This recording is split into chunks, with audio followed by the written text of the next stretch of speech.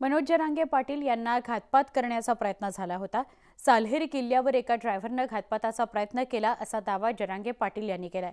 वंचित बहुजन आघाडीचे अध्यक्ष प्रकाश आंबेडकरांनी जरांगे पाटलांना आधीच सावध केलेलं होतं। या पार्श्वभूमीवर ड्रायव्हरच्या चौकशीत कुणाचं नाव समोर आलं पाहूयात। जरांगे पाटील यांना असणारा माझा एक सल्ला आहे की त्यांनी 10-15 लोकांमध्ये बसून आपलं जेवण करू नये। त्यांनी असणारं जनतेमध्ये बसून जे जनतेमध्ये अन्न आलेलं आहे त्याचं त्यांनी असणारं पाचारण करावं।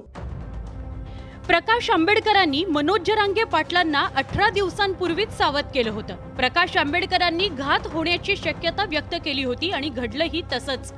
खुद्द मनोज जरांगे पाटील यांनी साल्हेर किल्ल्यावर जात असताना पिकअप सारखं एक वाहन वेगानं आल्याची माहिती त्यांनी दिली आहे।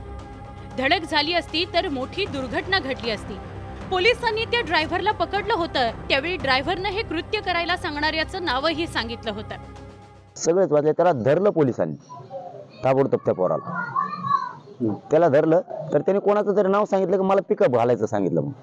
म्हणजे मी मंगेश चिवटेनं सुद्धा हे सांगितलं, हे खरं आहे का खोटं तपासा, त्याला काय आमची तक्रार नाही, त्याच्याविषयी त्याला अटक करू नका, त्याला सोडून द्या, आमचं कोणी काय वाकडं करू शकत नाहीये।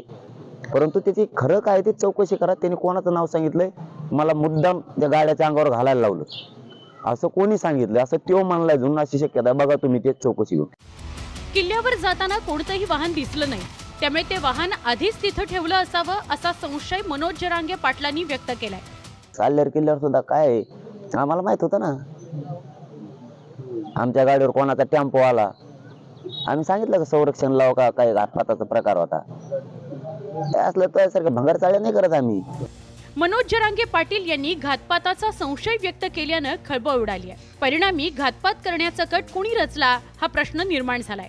तसंच त्या ड्रायव्हरनं कुणाचं नाव सांगितलं, नाव सांगितलेल्या व्यक्तीची चौकशी झाली का, या प्रश्नांच्या उत्तरातूनच सगळ्याचा उलगडा होऊ शकेल।